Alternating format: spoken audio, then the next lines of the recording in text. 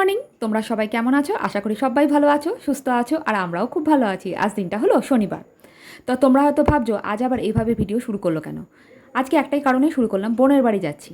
গুনগুন, মিঠি, আমি তিনজনেই রেডি হয়ে গেছি। শুভ্রজ্যোতিকে স্নান করতে গেছে, মিঠি আর গুনগুন স্নান করেনি, ওদের বাড়িতে গিয়ে ওদেরকে করতে বলেছে। আর এই যে আমিও রেডি হয়ে গেছি।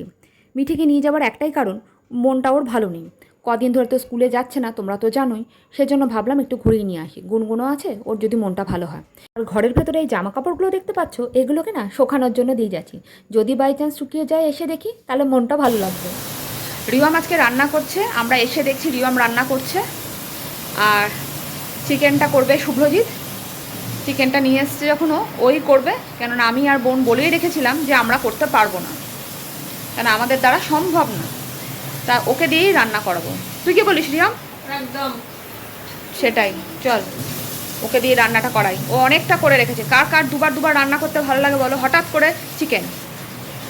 তো চলো এখন ঝটপট রান্না করি, তারপর তোমাদের সামনে আসছি, আবার কথা বলবো। কার গলার জোরটা বেশি বলো? অবজেকশন করবে তখন আমরা তোদেরকে ঘর থেকে বের করতে পারবো না, রাখতে পারবো না। কার গলার জোরটা একটু বেশি বলতো রিয়া? আমি তোর সাথে কথা বলছিলাম না, তো মামির সাথে কথা বলছিলাম। আমার মা তো আমার মার সাথে কথা বলছিলাম না। আগে তো আমার মা, তো তোর মা আগে মা কি? তা আমার মার সাথে তুই যদি আজকে কথা বলেছিস, দেখ আমি তো আজকে কথা বলছি। আরে এটা কি দেবো? দাও সে এখন তো তুমি দিচ্ছ না, দাও না, আবার দিচ্ছি পরে।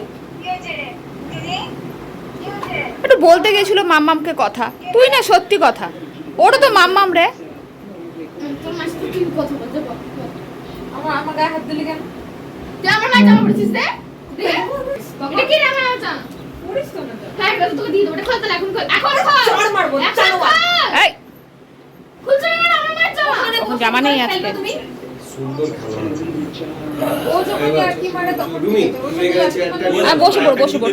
নরম একদম সরের তো বাচ্চাগুলো যদি আসে এরকম সিরিয়াস উনো। আর বলিস না এবার আমাকে একটাই কি করতে এসছি আমরা? উনো খেলতে এসছি।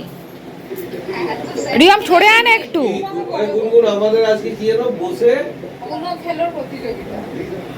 হ্যাঁ, এটা গুনগুন একটু জোরে বল নামটা। ওই পাঁচটা একটা যেটা গুনগুন একটু জোরে বল। পাঁচটা কি কার বসে উনো খেলার প্রতিযোগিতা। হ্যাঁ, তাই আমরা এখানে এসছি। বাস একটা ভালো জিনিস আছে না, বাস আছে যে দল -3টা যে উনো বলে -3 না না নো বলে মারছি না, আরেকটা দে একদিন পরে মধুরমার বাড়িতে যাব। সব একসাথে সফল কর করেছে করেছি এই করে যাচ্ছে চুপচাপ থেকে কাজ করে। চুপচাপ থেকে দেখি ক্লাসরুমে বাচ্চাগুলো চুপচাপ নিজের কাজ করে ঢুকে বেরিয়ে যাবে, মেধাতে ঠিক তাই। আর গুনগুন ধরেছে দেখ, মানে খেয়ে দেবে। এ কে? আমি দিয়ে দিয়েছি। ওদের তুই দিবি।